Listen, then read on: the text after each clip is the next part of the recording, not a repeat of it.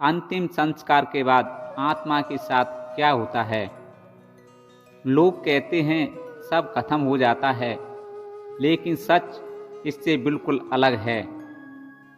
चिता पर आग लगते ही शरीर तो जलने लगता है, लेकिन उसी पल आत्मा की एक यात्रा शुरू होती है जो किसी ने देखी नहीं, पर जिसने झेली है वो वापस कभी बता नहीं पाया। क्या आत्मा चिता की आग महसूस करती है? क्या वो अपने परिवार के पास लौटती है? क्या सच में यमदूत आते हैं? और क्या 13 दिनों तक आत्मा हमारे बीच ही रहती है? क्या है आत्मा का रहस्य? क्योंकि ये कहानी नहीं, ये आत्मा की एक अदृश्य दुनिया का सत्य है। गरुड़ पुराण बताता है कि मृत्यु के बाद आत्मा को कैसा लगता है, आत्मा क्या करने की कोशिश करती है और कहाँ जाती है। यमदूतों के द्वारा पापी आत्माओं को किन किन मार्गों से ले जाया जाता है और किन आत्माओं को स्वर्ग या नरक मिलता है। श्रोताओं, यह सब जानने के लिए हमारे वीडियो को अंत तक देखिए। अगर वीडियो पसंद आए तो लाइक करें और घंटी वाली बटन अवश्य दबा लें, जिससे आपको हमारा वीडियो सबसे पहले मिले। और हाँ, इसी तरह की नई नई जानकारी प्राप्त करने के लिए मेरे चैनल को सब्सक्राइब कर लें। तो चलिए जानते हैं मृत्यु के तुरंत बाद आत्मा के साथ क्या क्या होता है। गरुड़ पुराण के अनुसार मृत्यु के बाद जब आत्मा शरीर से निकलती है तो कुछ समय के लिए अचेत अवस्था में रहती है। आत्मा को कुछ इस तरह का अनुभव होता है जैसे कोई मनुष्य बहुत परिश्रम करने के बाद खुद को थका थका सा या गहरी नींद में महसूस करता है, लेकिन कुछ समय बाद आत्मा फिर से सचेत हो जाती है। उसके साथ क्या घटित हुआ है, इस बात का अनुभव उस आत्मा को नहीं रहता। वह अपने आप को पहले जैसा शरीर की अवस्था में समझती है और वह उसके बाद भी पहले की तरह सामान्य व्यवहार करती है। वह आत्मा अपने पास के परिजनों और प्रियजनों को पुकारती है। वह उनसे कुछ कहना चाहती है, लेकिन कोई उसे देख या सुन नहीं पाता। उसकी आवाज़ बस उसी तक रहती है। ऐसी स्थिति में आत्मा घबरा जाती है। वह आत्मा चलती फिरती है, अपने हाथ पैर हिलाती है, लेकिन वह नहीं मानती कि वह मर चुकी है। उसे लगता है कि वह सपना देख रही है। उसका भ्रम तब मिटता है जब वह फिर से अपने शरीर में घुसने का प्रयास करती है, लेकिन सफल नहीं हो पाती, क्योंकि यमराज के दूत उसे शरीर में प्रवेश करने से रोकते हैं। शुरुआत में आत्मा के लिए मुश्किल होता है, लेकिन धीरे धीरे आत्मा भी स्वीकार कर लेती है कि अब शरीर से बिछुड़ने का समय आ गया है। आत्मा अपने कर्मों को याद करती है। वह अपने परिवार वालों और सगे संबंधियों को रोता बिलखता देखती है। उस आत्मा को भी अपने परिवारजनों और सगे संबंधियों को उस स्थिति में देखकर कष्ट होता है। आत्मा अपने प्रियजनों के मोह के कारण जाना नहीं चाहती, लेकिन यमदूत आत्मा को जबरदस्ती से घसीटते हुए यमलोक के मार्ग की ओर चल पड़ते हैं। आत्मा यमदूतों से डरती और कांपती हुई आगे बढ़ने लगती है। यमलोक के मार्ग में आग की तरह गर्म हवा तथा गर्म बालू पर वह आत्मा चल नहीं पाती और वह भूख प्यास से तड़पती है। तब यमदूत उसकी पीठ पर चाबुक मारते हुए उसे आगे ले जाते हैं। वह आत्मा जगह जगह गिरती है और बेहोश हो जाती है। यमदूत उस आत्मा को फिर उठाकर चलने लगते हैं। इस प्रकार यमदूत जीव आत्मा को अंधकार वाले रास्ते से यमलोक ले जाते हैं। गरुड़ पुराण के अनुसार यमलोक की दूरी 99,000 योजन है, जहाँ यमदूत पापी जीवों को थोड़ी ही देर में ले जाते हैं। इसके बाद यमदूत उसे सजा देते हैं। वह जीवात्मा यमराज की आज्ञा से यमदूतों के साथ फिर से अपने घर आती है।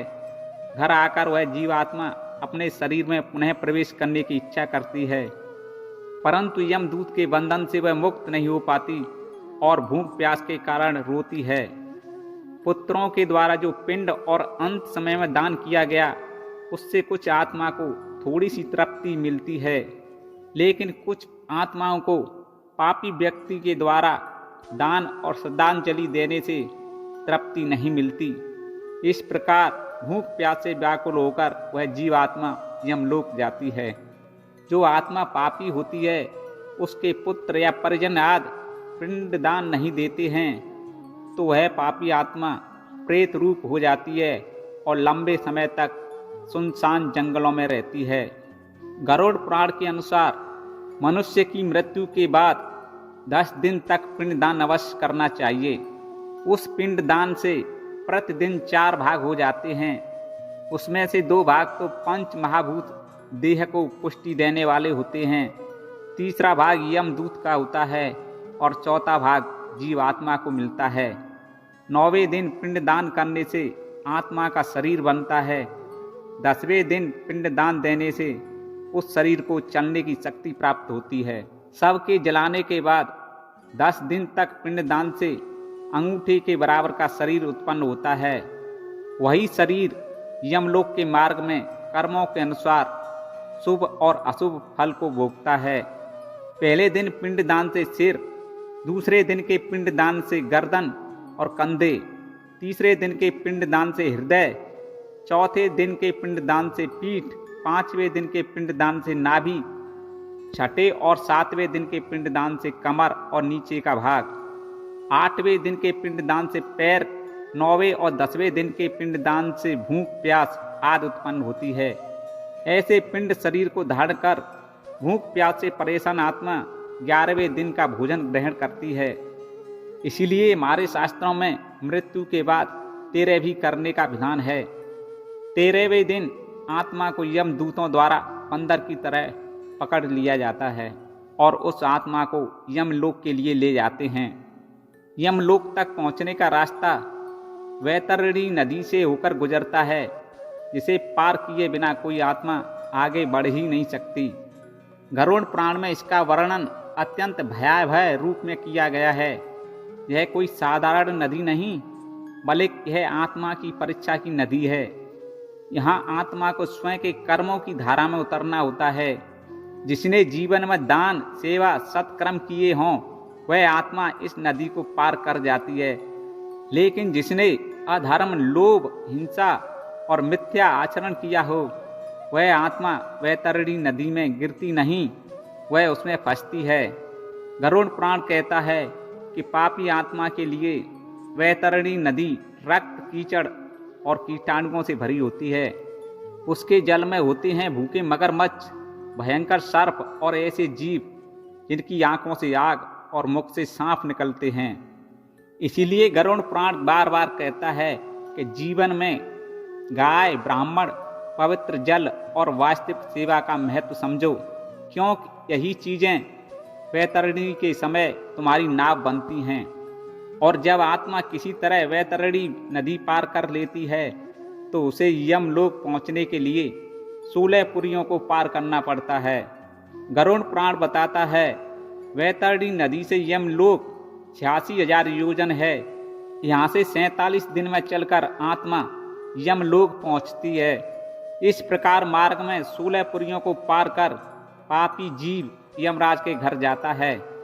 इन 16 पुरियों के नाम इस प्रकार हैं: पहला सौम्य, दूसरा सौरपुर, तीसरा नगेंद्र भवन, चौथा गंधर्व, 5वां शैलागम, 6वां क्रौच, 7वां क्रूरपुर, 8वां विचित्र भवन, 9वां भैवापद, 10वां दुखद, 11वां नानाक्रंदपुर और 12वां सुतप्त भवन, 13वां रौद्र, 14वां पयोवर्षण, 15वां शीतड्य, 16वां बहुभीति।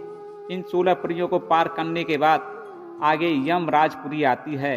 आत्मा यम पास में बंधे हुए मार्ग में हाहाकार करते हुए अपने घर को छोड़कर एक अपराधी के रूप में यमलोक तक पहुंचती है, जहां यमराज की सभा होती है। यहीं पर होता है आत्मा का मूल्यांकन। एक न्यायालय की तरह यमराज स्वयं एक न्यायाधीश की तरह एक ऊंचे सिंहासन पर बैठकर चित्रगुप्त जो एक वकील की तरह उस आत्मा के कर्मों का लेखा जोखा सुनाते हैं। वह आत्मा यम पास में बंधे हुए अपराधी की तरह खड़े होकर अपने कर्मों को याद करती है। उस आत्मा का सारा चिट्ठा सुनकर फिर आता है वह क्षण जब निर्णय लिया जाता है कि आत्मा को स्वर्ग लोक, पितृलोक या नरक में से किस दिशा में भेजा जाएगा। अगर आत्मा ने पुण्य कर्म किए हों तो यमराज स्वयं खड़े होकर देवदूतों के साथ स्वर्ग के द्वार तक विदा करते हैं, जहां आत्मा का सुंदर सुंदर अप्सराओं के द्वारा स्वागत किया जाता है।